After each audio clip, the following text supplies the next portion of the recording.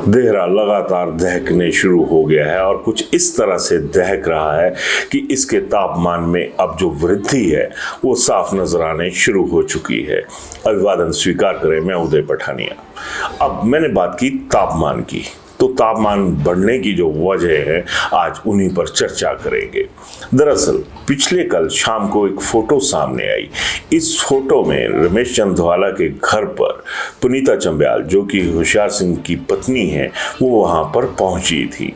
मुलाकात हुई, क्या बात हुई, इसका तो कोई निचोड़ जो था वो सामने नहीं आ पाया, लेकिन इतना जरूर सामने आ गया कि बीजेपी खुद को कहीं ना कहीं सियासत के मैदान में अपनी जो सियासी ताकत है उसको निचड़ा हुआ महसूस करने शुरू हो चुकी है। शायद यही वजह थी कि पुनीता चंब्याल जो है वो रमेश चंदवाला के घर तक पहुंची, और जब फोटो सामने आई तो बीजेपी का जो, अगर मैं ये कहूँ कि सियासत का तवा जो था वो ठंडा था, उसमें थोड़ी सी गर्माहट जो है वो नजर आई। खैर, मुद्दे की बात पर चलते हैं। दरअसल बीजेपी ने अब बिल्कुल गंभीरता के साथ जो चुनाव है वो लेना शुरू कर दिया है, और इसकी गंभीरता का अंदाजा इसी बात से लगाया जा सकता है कि अब बीजेपी येन केन प्रकारेण, यानी जैसे तैसे जो भी करना पड़े, सीट निकालने के मूड में आती हुई नजर आने शुरू हो गई है।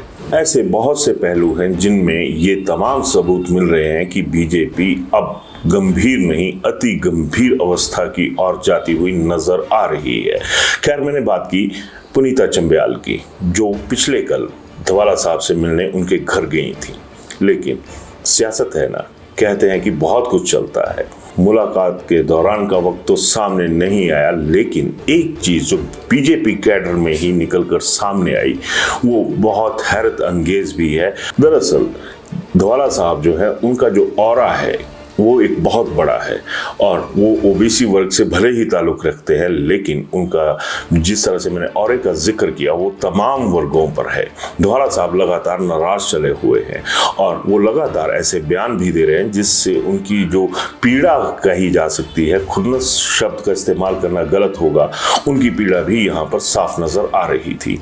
लेकिन इन दिनों जो भाजपा के नेता हैं उनका जमावड़ा देहरा विधानसभा क्षेत्र के अंदर लगा हुआ है।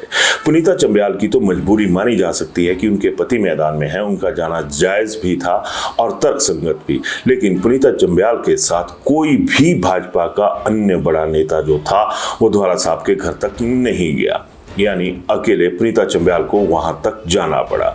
हालांकि अगर कायदे से देखा जाए और बीजेपी के खाते से ही बात की जाए तो यहां पर सरवीन चौधरी भी मौजूद रहती हैं, जो कि भाजपा के खाते से ओबीसी की लीडर मानी जाती हैं, लेकिन सरवीन चौधरी का जो साथ था वो भी पुनीता चंब्याल को यहां पर मिलता हुआ नजर नहीं आया। अब ओबीसी वोट बैंक का जो दबदबा है जिला कांगड़ा में, एटलीस्ट उससे इनकार नहीं किया जा सकता। खैर, मुलाकात हुई, क्या बात हुई, इसका तो कोई एक भनक तक बाहर नहीं आई है, लेकिन जो एक अकेले जाने से, पुनीता चंब्याल के अकेले वहां पर जाने से और बीजेपी के किसी नेता का साथ ना होने से बीजेपी के लिए ये एक अहम फैक्टर भी माना जा सकता है कि क्या बीजेपी अभी तक इस वहम में है कि माइनस रमेश चंदवाला उसे कुछ प्लस में हासिल होगा। खैर, दूसरी तरफ अब अगर मैं भाजपा के प्रदेश नेतृत्व की बात करूं तो वो भी यहां पर पूरी ताकत के साथ उतर चुका है। देहरा विधानसभा क्षेत्र के भीतर एक गलियारा का पार्ट आता है, जहां पर लगभग 16-17 पंचायतें हैं, और यहां पर कायदे से 12 और 13 हजार के बीच में जो वोट है वो कास्ट होता नजर आता है। लेकिन यहाँ पर ये माना जा रहा था कि कमलेश ठाकुर जो कांग्रेस के उम्मीदवार हैं उनका जो प्रभाव है वो ज्यादा है, लेकिन देखिए डॉक्टर राजीव बिंदल जो भाजपा के प्रदेश अध्यक्ष हैं और विक्रम ठाकुर जो पूर्व में कैबिनेट मिनिस्टर भी रह चुके हैं, इन दोनों की जोड़ी ने कहर बरपाना शुरू कर दिया है। कहर इस तरीके से क्योंकि विक्रम ठाकुर का जो घर है वो भी ढलियारा में ही है, भले ही वो जसवां परागपुर के विधायक हैं, लेकिन जब घर की बात आती है तो विक्रम ठाकुर ने पूरा जितना दम हो सकता है वो यहाँ पर झोंक दिया है। क्योंकि ये माना जा रहा था, या माना जा रहा है अभी तक भी, कि ढलियारा वाली जो बेल्ट है यहाँ पर कमलेश ठाकुर जो हैं वो फ्रंट फुट पर अभी तक नजर आ रही हैं। ऐसे में इस जोड़ी का उतरना, यानी डॉक्टर राजीव बिंदल और विक्रम ठाकुर, ये इशारा दे रहा है कि अब भाजपा वहां पर जोर लगाने शुरू हो चुकी है जहां पर कमलेश ठाकुर के लिए प्लस नजर आ रहे थे।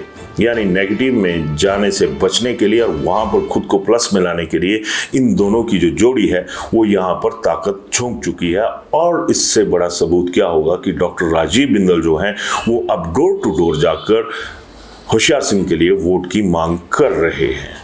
लेकिन इससे भी बड़ा एक और फैक्टर था जो भाजपा के लिए एक तरह से रामबाण का काम कर गया, और ये फैक्टर था पूर्व मुख्यमंत्री एवं नेता विपक्ष जयराम ठाकुर। पिछले कुछ दिन में जयराम ठाकुर ने देहरा के अलग अलग हलकों में जाकर एक तरह से अपनी आवाज, अपना पक्ष वहां पर रखा है, और यहाँ पर जयराम ठाकुर के इस्तकबाल में जो लोग आए उनकी भीड़ भी कम नहीं आंकी जा सकती। यानी एक तरह से विक्रम ठाकुर और राजीव बिंदल अगर फील्ड में काम कर रहे हैं तो ओवरऑल जयराम ठाकुर ने अपने प्रभाव को जो दिखाने का जिम्मा था वो भी बखूबी निभा दिया। लेकिन सियासत है, एक पहलू में कभी सफर नहीं करती, अलग अलग पहलुओं में सियासत का सफर जारी रहता है। अब आरोप ये भी लग रहा है कि डॉक्टर राजीव बिंदल उस तरह के तेवरों में नजर नहीं आ रहे हैं जिन तेवरों की वजह से डॉक्टर राजीव बिंदल को जाना जाता है। दरअसल खबर ये भी है कि भाजपा के जो आला नेता हैं, हाईकमांड से जुड़े हुए आला नेता हैं, उन्होंने कहीं ना कहीं होशियार सिंह के आगे सरेंडर कर दिया है और ये एक मैसेज दिया था कि जो कुछ भी होगा वो वही होगा जो होशियार सिंह की रजा के मुताबिक होगा। यानी सियासत की रजाई उतनी ही खोली जाएगी, उतनी ही समेटी जाएगी जितनी की होशियार सिंह चाहेंगे। तो अब आरोप ये भी लग रहा है कि होशियार सिंह उन्हीं लोगों के साथ कदम ताल कर रहे हैं जो कि होशियार सिंह की एक हार्डकोर कमेटी है या फिर हार्डकोर कार्यकर्ताओं का जत्था है, जिन्होंने पहले भी होशियार सिंह को जिताने के लिए अहम भूमिका निभाई थी। ऐसे में सवाल उठता है कि क्या भाजपा सच में अपने कैडर के आगे मजबूर हो गई है कि उसे अपने कैडर को कहीं ना कहीं इग्नोर करके जो होशियार सिंह की टीम है उस पर भरोसा करना पड़ रहा है। बात चल रही थी डॉक्टर राजीव बिंदल के तेवरों की। दरअसल देहरा भाजपा में कुछ नेताओं का निष्कासन भी हुआ और डॉक्टर राजीव बिंदल के बारे में ये एक धारणा रही है कि वो जब भी कोई फैसला लेते हैं तो सोच विचार कर लेते हैं, ना कि किसी के दबाव में आकर। लेकिन अचानक से कुछ नेताओं का निष्कासन हो जाना और धड़ाधड़ भाजपा के जो कार्यकर्ता हैं या कुछ नेता हैं उनका कांग्रेस में शामिल होना एक अलग ही इशारा कर रहा है।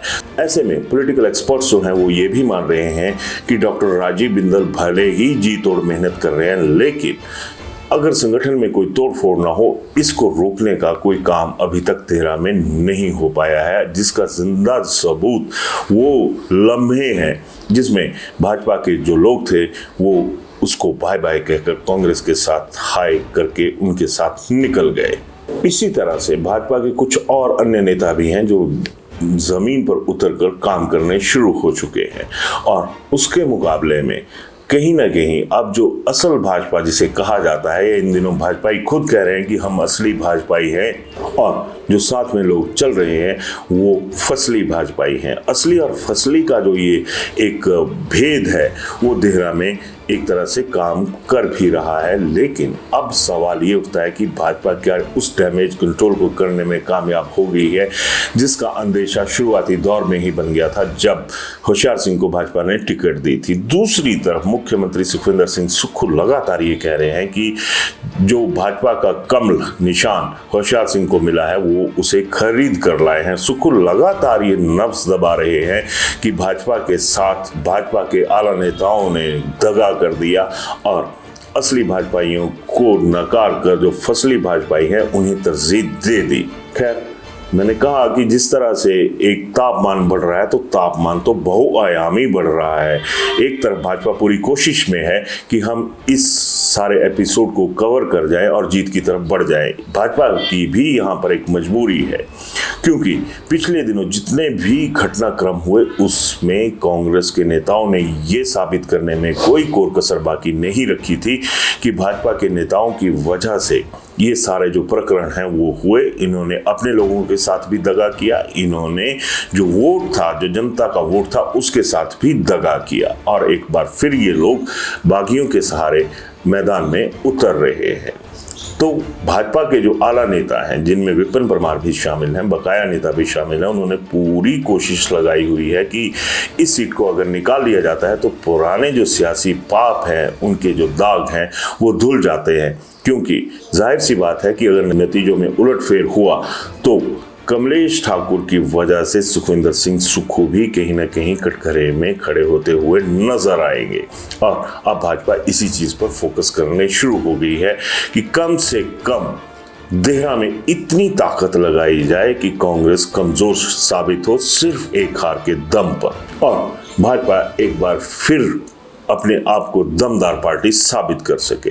तो इस माहौल में देहरा में जिस तरह से एक आग है, सियासत की आग, वो दहकने शुरू हो चुकी है।